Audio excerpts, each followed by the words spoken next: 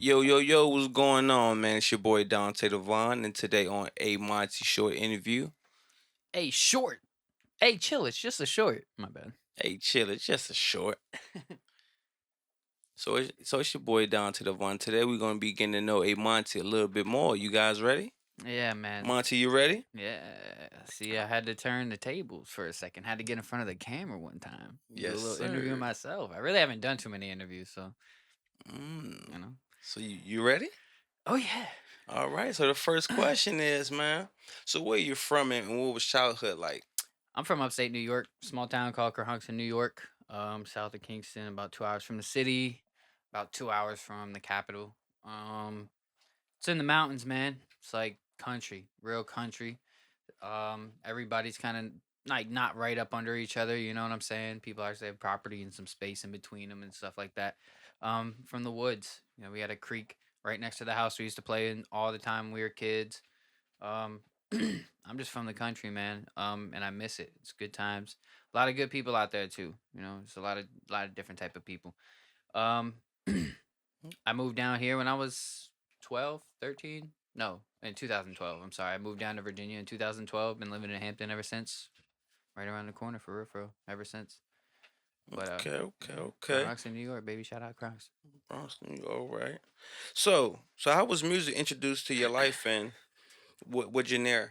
Um, honestly, I mean, what genre? Excuse me. no, it's all good. Ever since I was a kid, honestly, I just been into music. Like I listened to music as a kid. I joined choir when I was in sixth grade or something like that. And at first, I joined for the field trips and for the girls, but then I ended up actually liking it.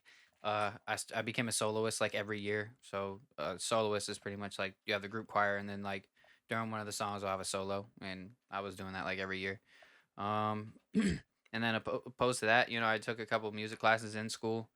Um, but I mean, when I was growing up there, I never really thought I was gonna do this, be full time doing this. But um, honestly, just growing up, I just had a lot of music involved in my life. My brother was a drummer. He had a drum set when we were kids, and he used to play it all the time. And my other brother, Tony, he used to play the bass, and they were both in bands at for short amount of times of their lives. And everybody in my family just had a very different taste for music. All of my brothers all listened to different music. So listening to all the stuff that they listened to kind of gave me a big variety and different genres of music because it was hip hop one day, country the next, screamo, metal the next, alternative rock the next. It was always something different. So I just always had a different barrage of music around me. And then I had, a lot of my brother's friends were in bands and stuff growing up. So when I was younger, I was able to learn a lot from them. And one of his buddies helped me write my first song when I was like 13 or 12 or something like that. I wrote it for my girlfriend at the time. It was so music's just kind of been in my life since I was a little kid. I used to pretend to be a rock star when I was a kid, play rockers and play air, fake guitar and all that anyway. But then when I got up here or down here, right after I graduated high school, I didn't know what I was gonna do. And I had my best friend at the time, he was rapping, his dad had a studio, and we just started recording one night. Like he was just like, yo, just come down, just chill with us, see if you like it, da da da. And I started recording with him and we formed a group and we did a lot of shows. Built a pretty started building a fan base, like a true fan base, and then we just kind of died off as time went on, and I just kept going, and I just started doing my own thing, and then I started rocking with Race the World, and then I went on my own after that. Now I'm with Power by Virginia. Okay, okay, okay. So during your music journey, how did you pick up engineering and beat making? When I first started making music, honestly, I didn't really like how our producer at the time was making a sound. I just didn't really like the sound that we were getting. But before that, that's just the engineering aspect. The beats part, it was my homie's dad at the time. Well, it was his dad, not at the time, but it was his dad. But at the time, he had told us that if we don't have ownership of our beats, we're not going to be able to really do much. So we're gonna have to start making our own beats or buy them.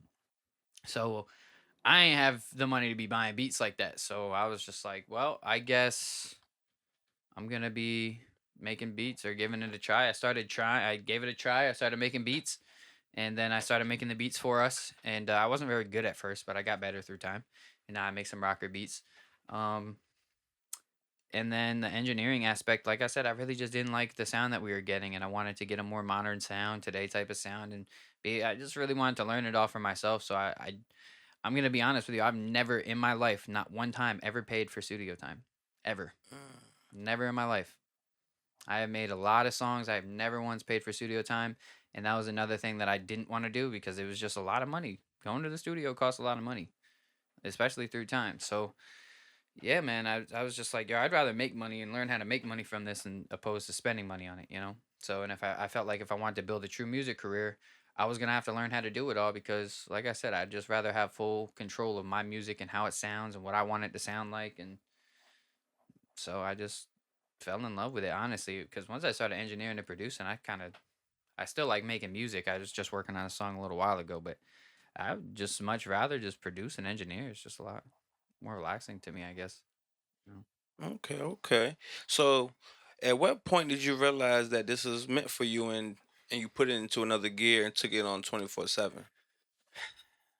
Um, when I first started, honestly, because I didn't like when I graduated high school, I didn't know what I was gonna do because I had like a bunch of like scholarships for culinary school and all that, but then I lost them during high school, and then that was it for me. Like I didn't really know what else I was gonna do, and so when I started making music, I was really just like, I mean, I enjoyed doing it, you know, and I wanted to figure out how to make a full-time living off of it because I didn't really like working for other people. Honestly, I didn't really like working a full-time job and I did not want to live my life like that. So I just started figuring things out for my own and it took a long time, but I mean, I started figuring it out and then it's all worth it now, honestly. Okay, okay.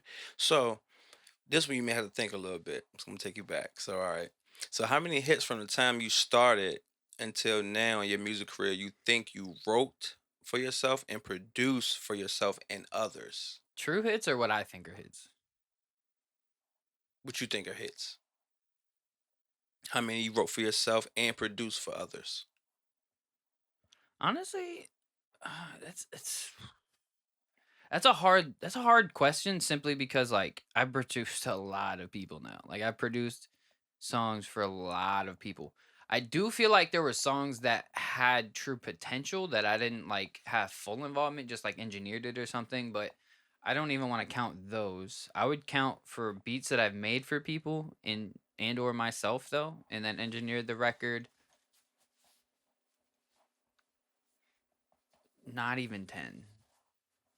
Mm, And I only say that because there's songs that at the time I think are hits, but then like through time I'll listen to it and be like, this is a good song, but it's like, but there are probably 8 or 9 songs that I feel like I have done or helped with in the past that I felt like still are like hits. Like they were good songs. Like they were really good songs. Like well put together, well organized, all on topic. You know, that was. But yeah, okay. So, my next question is, why do you prefer to drop singles instead of an EP or album? simply because I'm not known yet. I mean, people don't know who I am yet, and I know me personally. If I don't really know artists, I don't really care to listen to their whole project yet. I mean, and when I'm on streaming platforms, like with how all the streaming platforms work, honestly, you can't promote an album or a mixtape on it. You can promote a single, or like you can push it. No, let me rephrase. Excuse me. You can push a single to playlists and stuff like that. And when you're streaming on the platforms, you want to get playlisted. I don't care what nobody says. You want to get your music on playlists. The more playlists you're on, the more people are going to be hearing your music. The more streams you're going to get, the more money you're going to make through time. So you want to be on playlists. And when you're putting out mixtapes and albums, you can only like push like one of the songs at a time. So to me it's just like until there's a demand for me to put an album or a mixtape out, what's the point? Like and on top of that, when I put out projects, because I put out a few, like don't get me wrong, I put out a few, but I have to like make sure that when I'm putting those out, I'm all my songs kind of correspond with each other. Because you don't want to just be making music about whatever. Like when I put a project out, I want it to kind of be a story and I want everything to kind of correspond together. But when I'm just putting out singles, I can just kind of put out whatever.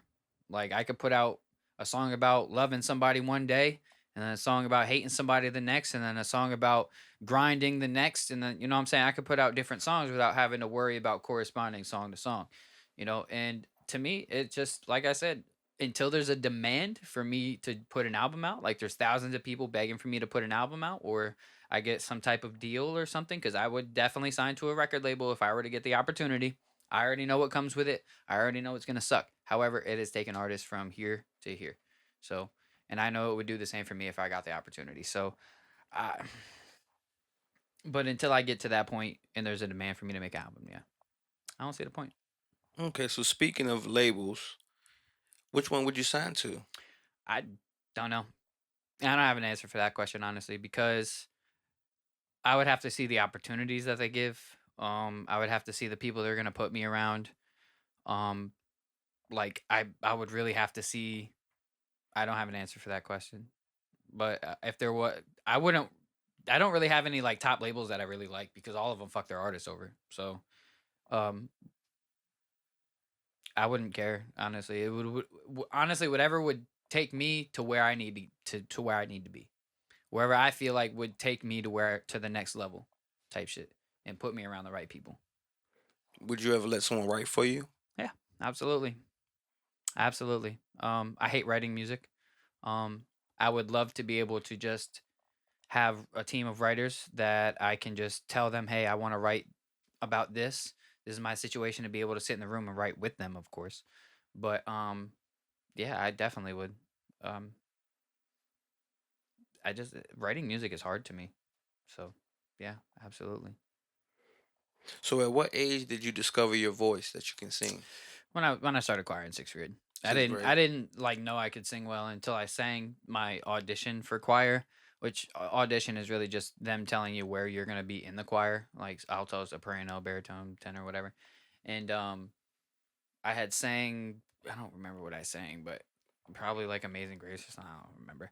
But when I was singing, they thought I had a very very good voice, and they were like really impressed. So and that was my two teachers, Miss Jones and Miss Hengstenberg at the time. And they thought I had a very nice voice. And then when I got into high school and I started working with Dr. Wild, she thought so as well. And me getting solos every year, I think solidified that I had a pretty good voice. So Okay. So your top three skills that I know about is the engineering, the beat making, and the singing. Which is the most that you would rather prefer if you had to choose one? Which one would that be?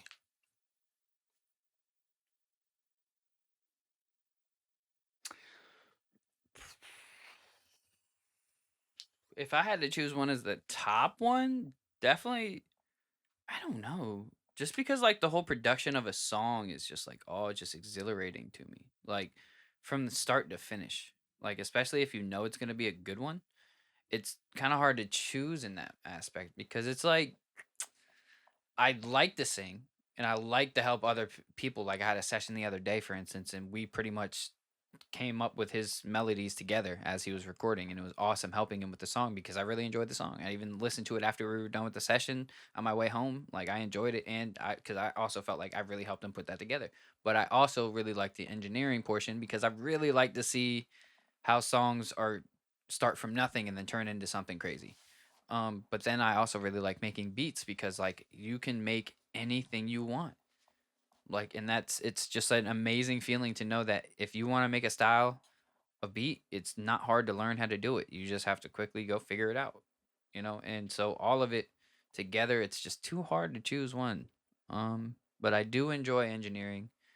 Um, not all the time though. And I do like making beats majority of the time. But I also like singing sometimes. But I don't singing is probably at the bottom, but producing and engineering are like Neck and neck. yeah, neck and neck. Okay. Okay. So for my last question, then, what can we expect from you within the next 3 months? Um Continuous progression. I mean, I'm not about to give y'all paint no crazy pictures for y'all. I'm not about to try to give y'all sell y'all a dream and say I'm about to blow, I'm about to go, I'm about to do any of that. Cuz I don't see that happening. But what I do see is further progression a better computer, more sharper skills, more music being dropped because I'm just inspired to write music right now. Um, Something you don't like. yeah, I mean, I just because I don't like making music or not making music, writing music doesn't mean I'm not going to. You know what I'm saying? Because I like that finished product. You know what I'm saying? Like I like the finished product. And what it is it's not that I don't like writing. It's that I don't like writing verses. I'm gonna be specific on that. I don't like writing verses because it's hard. I don't want to make it corny. I don't want to keep saying the same things. I don't want to keep using the same words. Like I want to make it different. You know, and I want it but I want it to be a story being told at the same time. Like I want people to understand what the song is about so that when they explain it to somebody, it's about you can easily tell somebody it's about this. You know what I'm saying? You could tell it's a heartbreak. You know, he this happened. He's telling his story about this situation. That's just the type of music I enjoy, and that's the type of music I'm gonna continue to make. But I also like making catchy music. So it's the hooks. Hooks can come to me like nothing. I can make a hook no problem. When it comes to the verses though, sometimes, not sometimes, every time I struggle my ass off. I get through it eventually, but I be struggling. The last song I made though, No Second Chances, coming out ASAP. Um, I got through that song fast, all in one day. I did that one. I got through kind of fast because it was very easy for me to put all that together. To be 100% honest, because of the situation was so fresh and I was still feeling type bitter. It was very easy for me to put all that together. But now I just feel a lot better about it. And but yeah, for the up and coming AyeMontie stuff, just keep seeing me working, keep seeing me growing, watch my TikTok grow. Um and just keep seeing me grow. That's it. When will I blow? Don't know. I'm getting there though. Gaining a following. That's all I know. Well, you was speaking on making that record in one day, and I was around for that, and I had a question because so I want to ask, how are you able to have something on your mind, start it, and then drift off and do other things like how you were doing that day when you came in to record? Because you stopped like recording and writing and listening and the beat making for about like a good 30 minutes to an hour To to, go do something else yeah, and then went do back. something else, then came right back in and snapped back into the zone. That Like, how were you able to do that? that particular song that day when I was in the shower and I came up with that hook, it was just one of those things where when I was in the shower and I was singing it, it came so easily that I was like, yo, I need to turn this to a song today. And that's happened to me a couple times. Like, cause this isn't the first time that I did a song in a day, but like, it's rare. So when that happened, when I got out the shower, I came pretty much directly here and I started with the beat. So the first thing that happened with that is that I completely changed the melody. Not the melody, but the notes. I'm sorry. I had to change the notes and the scale of the song because I had it at a whole different like a whole different like note selection for my notes of how they flowed. And then when I found the guitar sample, I was like, okay, yeah, I can make that work. I can make that work. So then I just changed my notes up a little bit and then I started recording. Well, making the beat, of course. And but it's easy for me to snap into it if I'm really like I need to get this down. And that day particularly, that was a I need to get this down today type of day. And luckily, I didn't have many sessions. I only had like one session that day, and I kind of kept it that way because my phone was ringing all day. But I kept it that way because I needed to get that done. I wanted to get that done. I needed to get it out so that I felt better about the situation because when I really go through a tough situation, writing a song about it just helps me get over it. So that helped me get over it real quick. And I was really determined and destined to get that one done that day, and I did. But it's easy most of the time for me to just kind of. It's also because I'm dragged all over the place all the time. People, like I have to run back and forth to start a podcast and then come back and run the session, and like I had to do yesterday, and go back and forth and keep checking things, and I'm used to it. You get used to it. Wow. I'm gonna be 100 with you guys. This life is not for everybody. If you can't handle it, try something else. I'm just being real with you guys. You got to be kind of cutthroat. You got to kind of be on your stuff. Like you got to be guarded a little bit. You got to be just really, you just really got to stay focused when it comes to this shit, like locked in, like laser sniper type shit. So you're 24/7 with this, correct? Yeah. Oh yeah. So how do you keep your mental, because you're dealing with a lot of different frequencies that's coming in and out, different people with different energies and stuff like that. How do you keep your balance for yourself to still engineer, to still beat make, to still make music, to still do what AyeMontie need to do for AyeMontie and also do for others? How do you keep that maintain balance with different frequencies and energies in and out? We That's honestly my simple question is weed. I smoke a lot more than I'm proud of. Um, but damn, I completely missed the garbage. But I smoke, and that honestly keeps me very level because there is a lot of different energies that come in. But I also customer service is one of my most important things that I deal with, or that I like have told myself from the start that if you're going to be successful, you have to have good customer service because if you're being a dickhead to everybody and you're being a jerk and you're not doing your job, you're not going to be successful doing this. And I've just seen successful people have very good like customer service. So that's just one of the things, and just working in retail and different, working at McDonald's, stuff like that, just you learn customer service very quickly.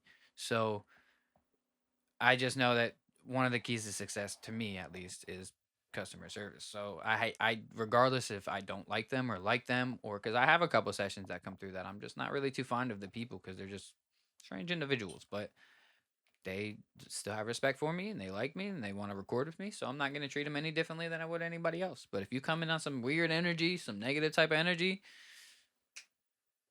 you're going to catch a different person, you know? But I don't I'm just not a confrontational person either. I don't really like confrontation. Much rather just like work something out, talk something out, move on cuz I just have too much going on in my life, you know. But with everything that I have going on around me, you just get used to it, honestly, and that's just one of those things like you got to get used to it cuz anybody who knows me knows that I'm literally on the go all the time. I'm going all the time. And I just like to though. It's one of those things where you just kind of got to like to do it. You got to like it cuz it's like I look at my life every day. I'm like I could be working at a job that I hate with people that I don't want to work with, or I could be doing what I love, getting paid to do it. Sometimes you got to deal with people you don't like, but you're still doing what you love and getting paid for it. So, I mean, to me it's just worth it, you know. Camera's Oh, still rolling well. yeah, All still right, rolling. word, word. All right, all right. Well, it's your boy Dante Devon, and we have AyeMontie on A Chill. It's just a short interview. Yeah, man. I appreciate y'all for tuning in. You guys can catch all of my stuff. A Monty, just Google me. Honestly, Spotify, iTunes. You can catch all of my stuff on all the platforms, though.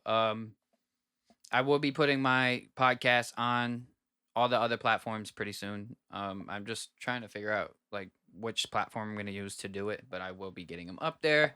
Make sure you guys stay tuned in. Follow my TikTok, AyeMontie OTT, and A_chill_pod. And that's all I got for you guys. Thank you, Dante, for doing this, man. I appreciate it. Yes, sir. Thanks for having me. All right. Peace.